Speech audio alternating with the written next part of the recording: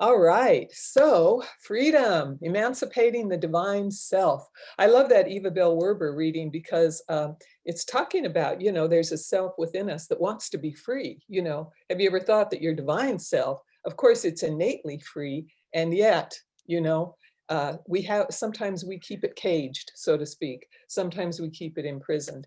And so today we're looking at that. And my topic, the topic that came to me is, am I free? Really? So taking a look at, am I really free? So many people on this earth plane look at freedom like freedom to go places, freedom to be abundant, freedom to be in right relationships, freedom to buy a new car, freedom to travel, freedom to own a home used to be a big thing. I don't know if it is anymore so much, but looking at those freedoms, freedom to do anything I want. I just heard that recently. Somebody told me, "Oh, I'm free to do anything I want. I don't, I'm not responsible to anybody." Wow. So here's the thing. What Ernest Holmes says in that reading is it's freedom under the law. And what that says to me is we're responsible. It's freedom with responsibility. You don't have freedom without responsibility, because I need to be able to respond. What does responsibility mean? To respond, the ability to respond. And I look at that as the ability to respond rather than to react. And we've talked about that before. In fact, every single thing I've talked about today, we've talked about before. I trust that, every time we talk, because all of us who speak have this wonderful challenge of encapsulating it in some new kind of ideas or new kind of clothing, so to speak. So the freedom here doesn't mean that I'm not responsible. The freedom here doesn't mean that I get to do whatever I want to do on this earth plane, no matter what. What this freedom means is that my soul, my divine self, is free to live its greatest yet to be. That's what it's really about. And one of the definitions that it gives in the dictionary is independence. And as I said at the beginning of the service, for me, that means independence from my old programming, independence from having to live by the norms of the world, having to live in response to the fears of the world. How much of what we hear on the news and the media is fear-based? How much of what we hear on the news and in the media comes from a place of separation rather than a place of oneness? And so for me, freedom is really about living from that place of oneness. Now, the way it looks, well, first of all, let's be real clear. I can have everything I want in the world and still be unhappy. Have you ever known people like that? I mean, a lot of people in the public eye, I can think of one person in particular, I won't name, but that it has a lot of stuff, but is never satisfied because the soul is not free, you see. So there has to be an accumulation of more and more and more, because the soul really wants freedom. The soul wants to express itself. The soul wants to create from its own essence. So we're looking today at soul freedom. Soul freedom. That's what we're looking at. Spirit, as Reverend Michael's book, spiritual liberation. And so when I think that, I think, so many of us just aren't in touch with our true identity. Now, I know that every single person in this Zoom room and on this Facebook Live, I know you're in touch with your true identity. And I know we can go deeper in that, right? Is there any one of us that never ever gets reactionary? Is there any one of us that never ever feels a little bit of fear now and then? Is there any one of us that doesn't get triggered sometimes? And so what I look at in my life is those places where I get triggered, those places where I might be reactive, those places where I might feel that going on inside me, are places where I get to heal, I get to let go of the programming that I received as a child. I was reading something by Bruce Lipton recently, and he was talking about how the first 7 years of a child's life, they're living in theta state. That's Theta. They're living in theta state, and they really don't have the capacity. We really didn't have the capacity to sort things out. to make conscious choices. So basically what, we've often heard we were like sponges. Well, that's true. We were like sponges as little kids. So those first 7 years, we just took in everything. We took in our parents' programming. We took in societal programming. If we were in school, preschool, kindergarten, whatever, we took in all of that programming. If we were raised in a religious family, we took in that program. Do you hear what I'm saying? And it's not our fault, so to speak. It's just the way we are as children. I often think as children, we take it all in, and then the journey, as we begin to become more conscious, become more awakened, then the journey is to let go of that which we've taken in.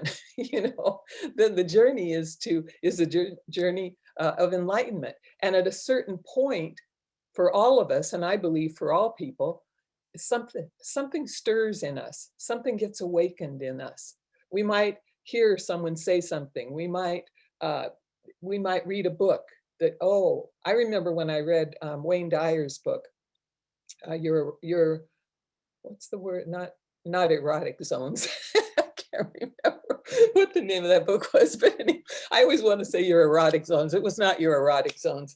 It was whatever it was. But anyway, in his book, I remember that I had been captured by worry all of my life.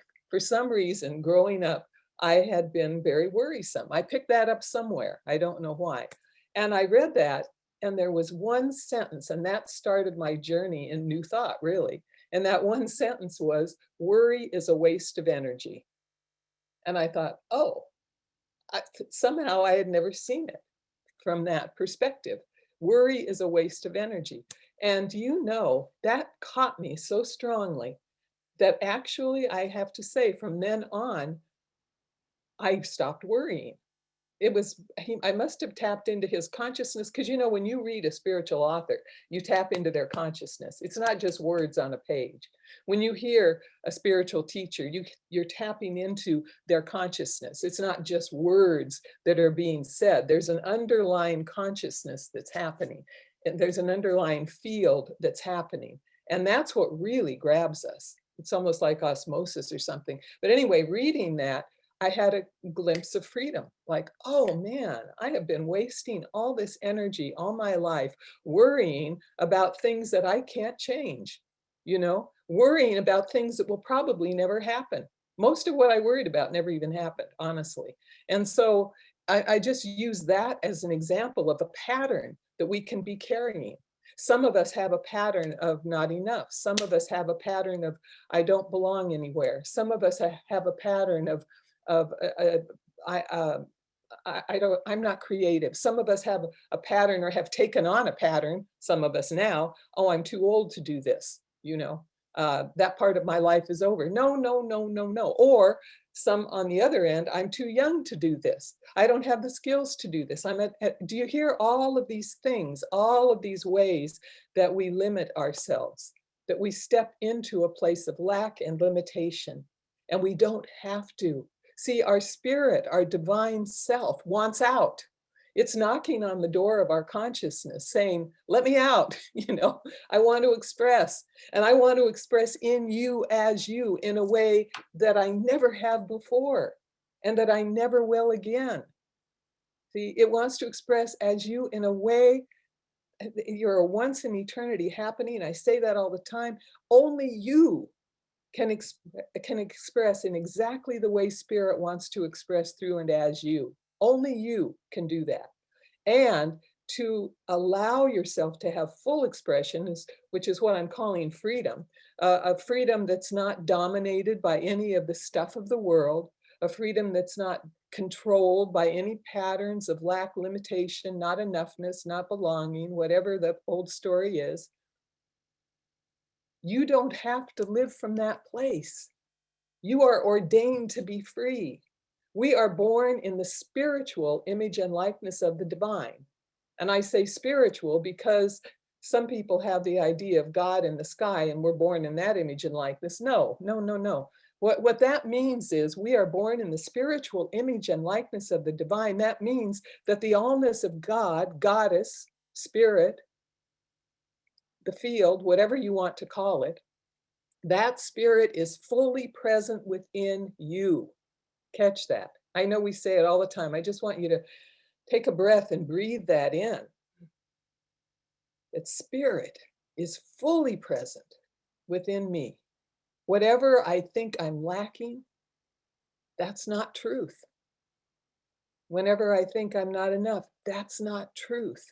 You are the fullness of the divine, nothing lacking, nothing lacking at all. And you might say, well, it doesn't look like that on the outside. No, it doesn't always look like that on the outside. And here's the deeper mystical practice is what we are about is no matter what it looks like on the outside, of claiming our inner freedom, claiming our inner divinity. This is about correct identification, identification, identifying with the great I am that is your very life. It wants out, it wants to express.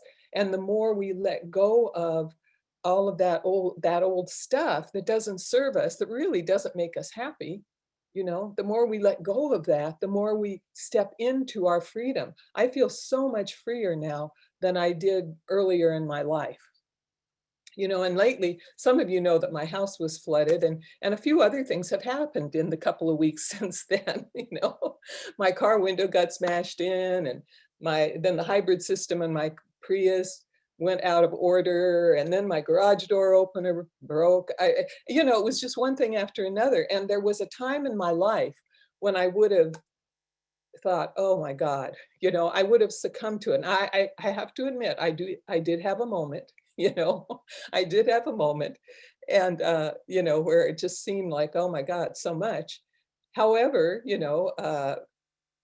that moment passed pretty quickly. And really the way I look at it now is I just laugh at it.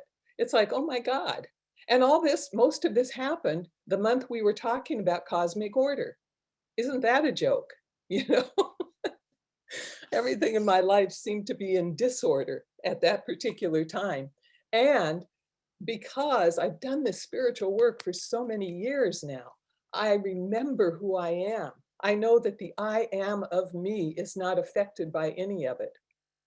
You see, and then all of a sudden, what started happening too was like the people. I talked with a couple of people on our HOA board of trustees, and oh my gosh, they're in metaphysical thinking. We're in this alignment of thinking and knowing. And do you see, the universe just always provides, and it's because I expect it now. I look for it now. Rather than going, oh, this is so terrible and this is going to really be hard. I look at it as my place gets to be renovated. Yay. And most of it, if not all of it, will be paid by an insurance company. All right, that's not bad, and my Prius, which is 9 years old, the warranty is still operable for that particular part. You see, because I was thinking, oh, okay, this is going to be some money, if this whole hybrid system is out. No, it's covered under warranty. Who knew after 9 years? And then I get a free loaner car from Toyota, and it's a beautiful 2021 Prius. It's just, God is good. What can I tell you? And it takes us liberating that divine self, letting it out.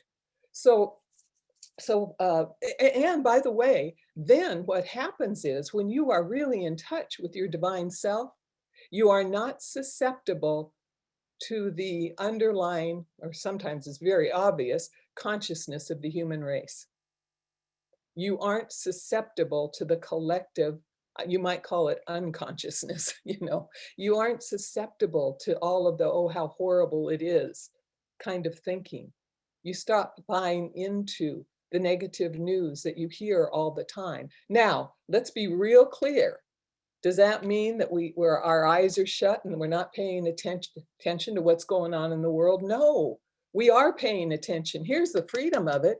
You're paying attention. You're noticing where inequality still exists. You're noticing where people, you're like the situation in Florida, our brothers and sisters in Florida, where that condo collapsed. You notice those things, and your heart is filled with compassion. And I've heard some people go, oh my God, I hope my condo doesn't collapse. And it's like, I didn't even think of that. It doesn't even cross my mind. But do you see where our minds can go sometimes when we're inundated by the stuff of the world? With COVID, and I'm not going to get into any of the politics of it, but for not for a second have I been afraid of getting COVID, even before the vaccine and before, and yes, I followed all the guidelines, did all the things, and I was never afraid that I or my loved ones would succumb to COVID. It just wasn't part of my thought. Do you know what I'm saying? And so again, but it doesn't mean that I don't notice that it's happening. It doesn't mean that I'm judging people that get it. I mean, good Lord, I had breast cancer a couple of years ago. Does that mean there was something wrong with my thinking? No, no. It means that was my opportunity for growth and unfoldment in a particular way. And so that's how we start to look at things that way. We start to see everything as an opportunity. We start to see everything as an impulsion to go deeper within, to really connect with that divine self. And then sometimes we go through dark nights of the soul. And, it was interesting. I was talking to a minister recently, and she said, I can't really talk about the dark night of the soul to my congregation. They just wouldn't get it. And I felt so blessed because I know that you all get it, that there are those spiritual times where there's the dark night of the soul, where it's like, not only can things kind of seem to be stripped away from us, how there can also be that moment, that real dark night of the soul, where we don't even sense the presence of God anymore. And yet we've done our spiritual practice. You don't get that until you're ready for it, by the way. You've done your spiritual practice.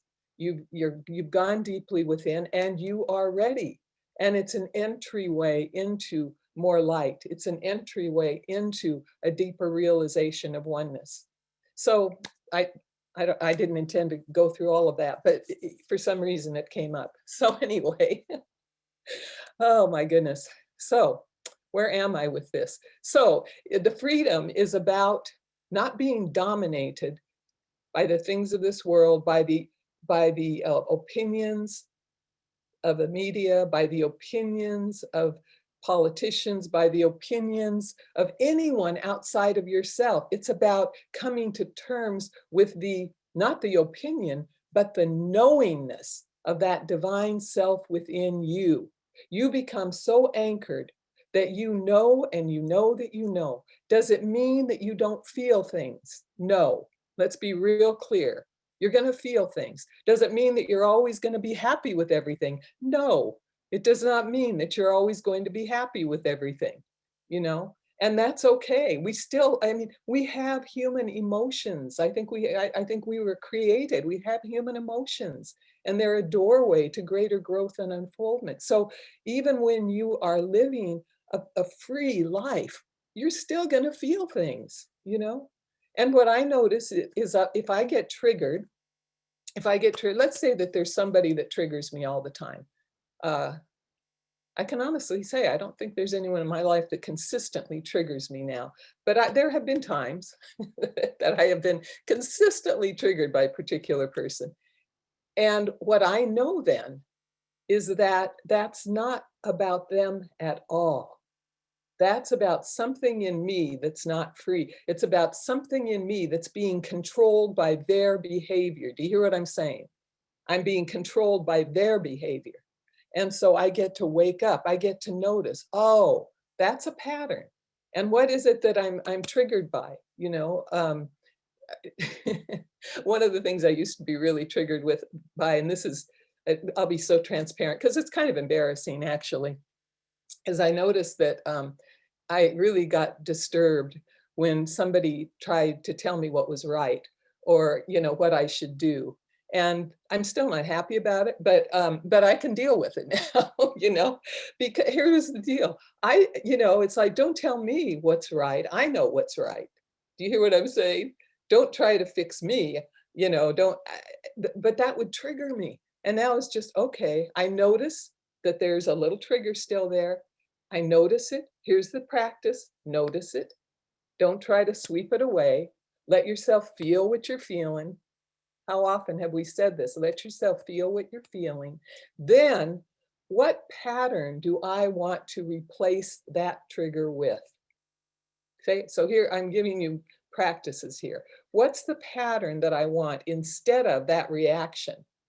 Can I perhaps be a little more humble?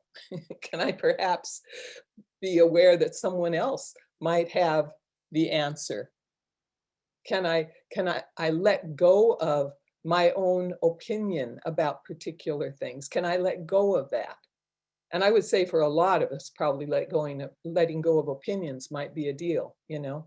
Can I let go of being, not so much the opinion, but being opinionated? Can I let go of that? Can I let go of the way I think you should act toward me? Can I let go of that? Edwene Gaines, the great teacher of prosperity, used to say, she used to say, everybody was supposed to live by the rule book of Edwene, you know, the rules of life by Edwene. And you know, how many of us, I think, you know, we wouldn't say it that way, but how many of us have grown up thinking, well, you don't treat me this way, you don't do this, you don't do that, because those are my rules. No. You know, can I be open, receptive? Can my divine self see? Here's the thing that I know about my divine self. I know that my divine self is compassionate. I know that my divine self doesn't have to be overbearing because it just knows and knows that it knows. If I just know and know that I know, am I going to be upset if somebody else tries to tell me what they know or what they think should be? I'm not going to be upset because I'm just in my divinity knowing what I know. So for whatever. So look at those patterns. Look at those places where you're triggered, because where you're triggered is where you're not free. Where you're triggered is where you are not free. You see, where you have reactions, that means someone else or some other circumstance is in control of your life. And you're not free. If you are continually acting from a place, and I did this one for years, from a place of having to please everybody, who's in control of your life? Who's in charge of your life? It's everybody else except you, because you're trying to please everybody all the time. I think particularly a lot of women have that issue, or have had, not any of us anymore, of course. Oh, goodness. So look at the pattern. What's the new one now? What's the new pattern? And for that particular pattern, you know, if I think that I have to please people all the time, or they have my answers and I don't have them, you know, for that particular one, I get to just go deep within myself and have self-appreciation. Know that within me there is the knower. Know that within me I get to make choices for my life, knowing that my divine self knows better than anybody else how I should be living my life. So look at the pattern, look at the trigger, look at whatever is the area of lack or limitation. Perhaps you're always feeling like you don't have enough money, or you know, there's not enough in the universe. That's a big one. You know, look at that pattern when it comes up, and how do you feel? You know, a lot of people feel scared. Oh, there's not going to be enough. I'm not going to have enough. What's the pattern you want to replace that with? And for me, that pattern is knowing my source, spirit, my source is my life. Infinite supply is within me. Spirit is my life. The source is who and what I am. I am continually sourced and resourced all the time. Take that in, no matter what. No matter if I have a job or not. Now, I'm not saying just be idle and don't, you know, work. I'm not saying that, because it takes, you know, it takes our part too. However, know that no matter what, God's my source, my supply, my sufficiency. You know, in my own personal life, I'm not making the kind of money I made before, and God is my source. God is my source, my supply, my sufficiency, my all in all. It always takes care of us. It never abandons us or forsakes us, for we are its own, made in its spiritual image and likeness, created out of its very substance. This is the essence of freedom, of liberating yourself from old patterns, remembering who we are and identifying with that. So feel, notice the triggers. Some of us don't like to notice those triggers. Some of us like to gloss over them, because they're uncomfortable. Sometimes they're downright painful. And yet that's not the way, you're not going to grow that way. You get to be with it. You get to experience it. You get to notice what's the pattern. You get to replace it with a new pattern. So here's the thing. Here's what's really helpful. Meditation helps you to be aware of those patterns, because as you sit in the stillness, have you ever noticed that all kinds of stuff comes up? Have you ever noticed maybe when you first started meditating, your idea was being in bliss and in peace? And maybe the first few meditations were like that. But then all of a sudden, the other meditations, all this gunk started coming up, because that's the way it is. It'll come up. We'll get to see it, get to be with it, get to breathe with it. Then go to your affirmative prayer and affirm the pattern you want to replace the old one with. Do you hear what I'm saying?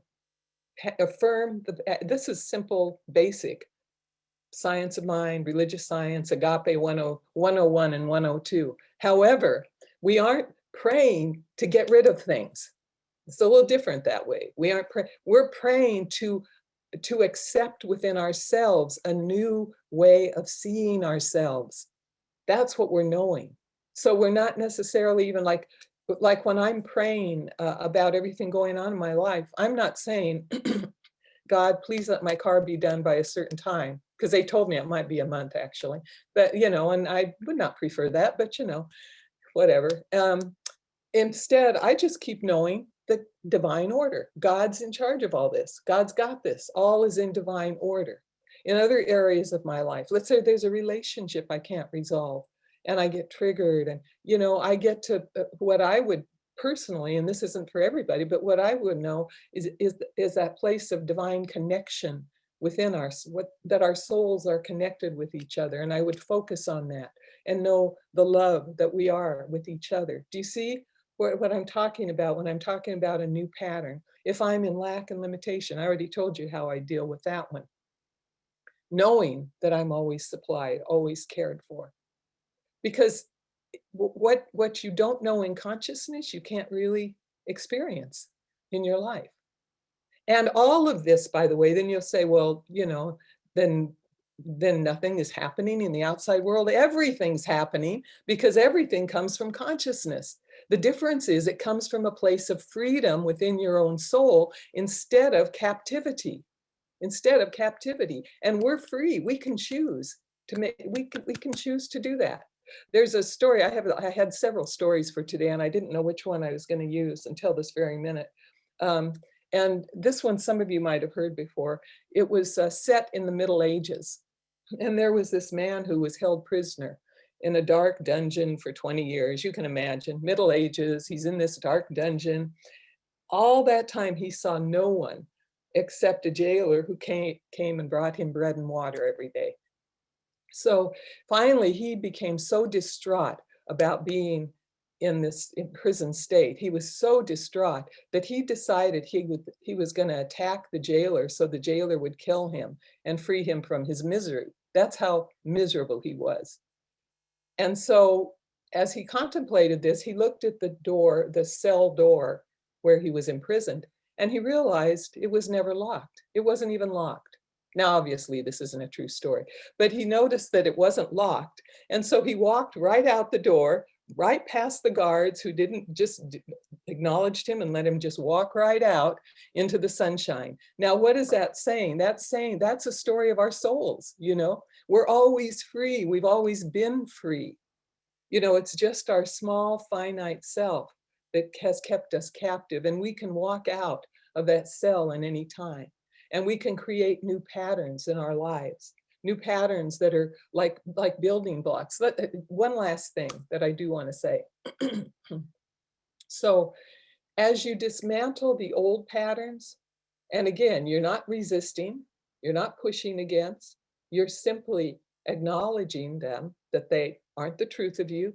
You're letting them pass through, letting the feelings pass through, and they're being dismantled because the Spirit of the living God that is your life dismantles them for you as you set your intention. It moves through your consciousness and dismantles them. And it's like, what's that? Jenga. Have you played the game Jenga, where you put, all these things together and then you take them out, little by little? Well, eventually the whole structure collapses. So as you release one pattern, because you may say, well, I don't know where to start. I got so many patterns. As you release one, the whole structure of those old patterns starts to fall apart until one day it just totally collapses, because that's the way it is.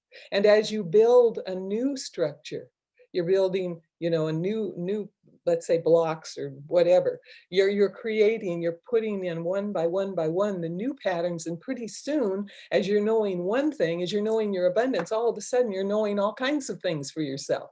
You're knowing your worth. You're knowing you're knowing the love that's present. You're knowing the harmony. You see the peace. You see the peace in the world despite all the stuff and gunk that's going on. You carry that consciousness, because when you set those intentions, the whole field, catch this, the whole infinite field rallies to your support. And it is not you that does it, not your egoic self that does it. It's the spirit of the living God that is your life. It moves through you. It releases the old stuff. It builds the new stuff. Well, the new stuff doesn't have to be built. It was already there. Basically, you're just uncovering what was already there. Do you see? And so the path to freedom, claim it for yourself. It's the way we are created to be. Ernest Holmes talks about that in his book, The Science of Mind, that whole part on freedom and bondage. We weren't meant to live in bondage. And yet, in order for us to really be free, and this is a whole other talk that someone else can do, in order for us to be free, we have to have the choice between oneness and separation. You see, in order to really be free, we have to have choices. Because some people are like, well, how come there's the evil in the world, all of that? Because we have choice. And now we get to make the choice to walk the path of freedom, to claim it for ourselves, to let our divine self be in charge. And then, as Reverend Michael would say, let the spiritual chips fall where they may. Spirit is having its way, and all is infinitely well. And then, as you know it for yourself, as you live it yourself, you lift the vibration of the planet. Because what is known in one place in consciousness is known every place.